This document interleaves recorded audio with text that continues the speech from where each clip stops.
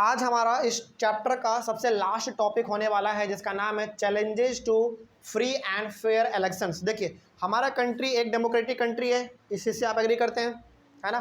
Democratic country है तो democratic country यानी कि भारत ये दावा करती है, इंडियन गवर्नमेंट ये दावा करती है कि भारत में जो भी इलेक्शंस होते हैं वो बिल्कुल फ्री एंड फेयर होते हैं, यानी कि बिल्कुल साफ़ सुथरा होता है, कहीं पे कोई चीटिंग नहीं, कोई पे कोई छेड़खानी नहीं, किसी प्रकार से कोई दिक्कत नहीं, है ना। लेकिन बहुत बार ना क्या होता है ना, इलेक्शन के दौरान ना थोड़ा बहुत परेशानी आ जाता है। बहुत बार लोग चीटिंग कर लेते हैं। जैसे क्लास में भी, एग्जाम में भी कहा जाए कि कोई चीटिंग नहीं करेगा, तो क्या हर एक बच्चा चीटिंग नहीं करता है? कोई बच्चा तो हल्का फुल्का चीटिंग कर ही लेता है। उसी प्रकार से हमारा इलेक्शन के साथ भी होता है। भारत सरकार ये दावा करती है कि भारत एक डेमोक्रेटिक कंट्री है, इसीलिए यहाँ पे किसी प्रकार का चुनाव में ओवरफेयर या फिर गलत तरीके से नहीं होता है। लेकिन थोड़ा बहुत इसमें ना कुछ ऐसे भी कैंडिडेट होते हैं, ऐसे भी लोग होते हैं, ऐसे भी पॉलिटिकल पार्टी होते हैं जो कि थोड़ा बहुत इसमें ओवरफेयर या फिर चीटिंग कर लेते हैं। तो इलेक्शन के दौरान कौन कौन से चैलेंजेस आते हैं, कठिनाई आते हैं हमारे सामने, इसके बारे में हम लोग आज बेसिकली बात करने वाले हैं। तो there are some challenges for free and fair elections which are as follows. तो हमारे पास कुछ चैलेंजेज हैं फ्री एंड फेयर इलेक्शन को लेकर, जो कि यहाँ पे हमने बेसिकली 5 पॉइंट में लिख रखा है। तो इसके बारे में हम लोग बात कर लेते हैं। पहला है, candidates and parties with a lot of money do enjoy a big and unfair advantage over small parties and independent candidates। देखिए, ऐसे पॉलिटिकल पार्टी जिनके पास बहुत पैसा है, जो कि बहुत बड़ा पार्टी है, वो क्या करता है, कभी कभी छोटे पार्टी के कैंडिडेट को डरा देगा, धमका देगा, उसको नीचे बैठा देगा, बोलेगा कि देखो भाई, यदि तुम चुनाव में खड़े हुए तुमको उड़ा देंगे, तुम्हारे फैमिली को उड़ा देंगे, गोली मार देंगे, इस प्रकार से। तो जो बड़े बड़े पॉलिटिकल पार्टी होते हैं ना, जिसके पास पैसा ज़्यादा है, पावर ज़्यादा है, सपोर्ट ज़्यादा है, वो छोटे मोटे पार्टी को और छोटे मोटे पार्टी के कैंडिडेट को पूरी तरीके से उसको डरा देता है, धमका देता है। इसीलिए छोटे छोटे पॉलिटिकल पार्टी के लीडर भी चुनाव में खड़े नहीं हो पाते हैं। बात समझ रहे हो? ये पहला है, ये पहला दिक्कत है, पहला परेशानी है। दूसरा क्या है, candidates with criminal connection have been able to push others out of the electoral race and to secure a ticket from major parties. देखिए, जो कैंडिडेट क्रिमिनल है, यानी कि उसका जो ताल्लुक है वो क्राइम से बना रहता है, तो वो क्या करता है, अलग अलग प्रकार के कैंडिडेट को, जो छोटे हैं, जिनके पास उतना पावर नहीं है, उसको डरा धमका के साइड कर देगा और उसको कहेगा कि देखो तुम यहाँ से खड़ा नहीं होगे, यहाँ से खड़ा चुनाव के लिए हम होंगे, तो और पार्टी टिकट भी किसको देगी, हम ही को देगी, तो तुम साइड हटो, है ना।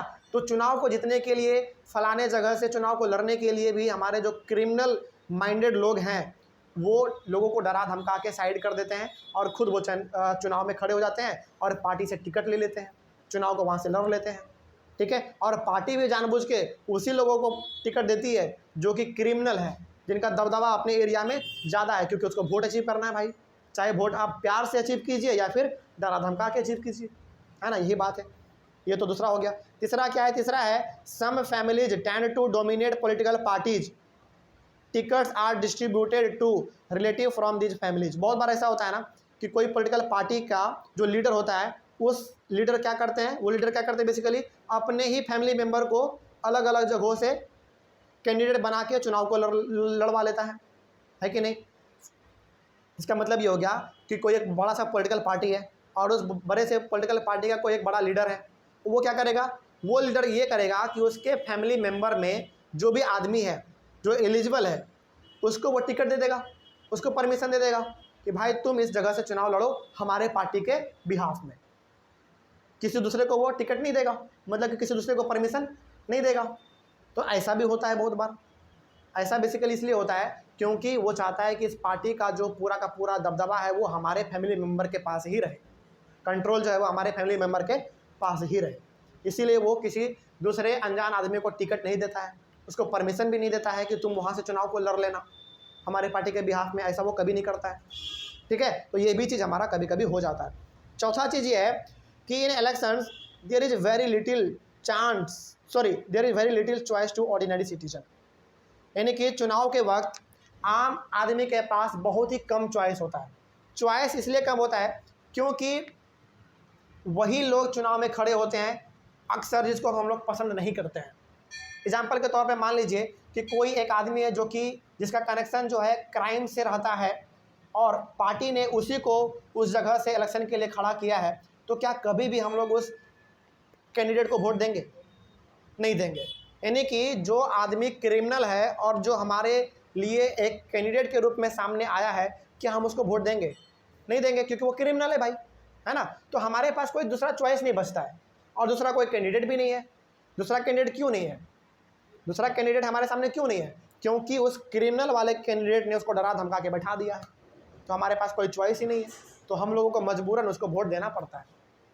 तो इस बात को याद रखिएगा कि चुनाव के वक्त ऐसा होता है कि जो पावरफुल कैंडिडेट है, जो क्रिमिनल कैंडिडेट है, वो छोटे मोटे कैंडिडेट को डरा धमका के नीचे बैठा देते हैं, उसको अपना नॉमिनेशन वापस लेने के लिए कह देते हैं, मजबूर कर देते हैं, है ना। और हमारे पास कोई चॉइस ही नहीं बचता है, इसलिए हम लोगों को मजबूरन उसी कैंडिडेट को वोट देना पड़ता है जो कि क्रिमिनल है और जिसको हम लोग पसंद नहीं करते हैं। तो वही बात यहाँ पे लिखा हुआ था कि in election there is very little choice to ordinary citizen. आम आदमी के पास जो है चॉइस बहुत ही कम होता है।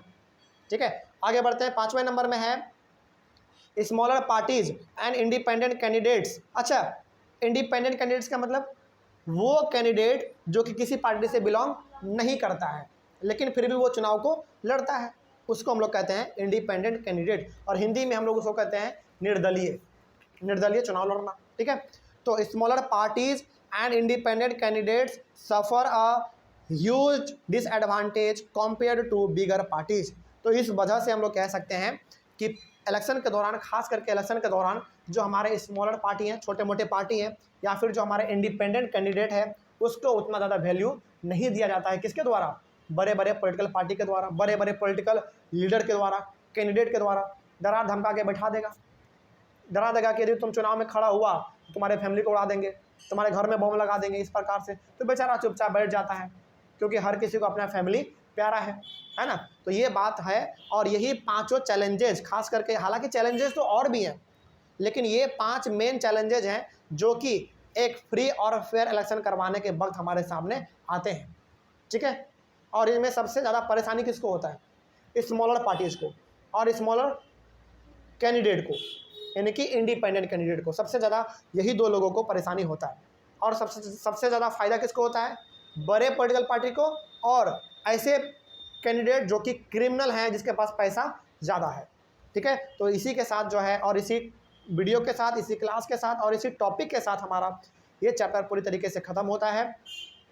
ऑनलाइन वाले प्लस ऑफलाइन वाले आप लोगों को कोई डाउट इसमें नहीं ना?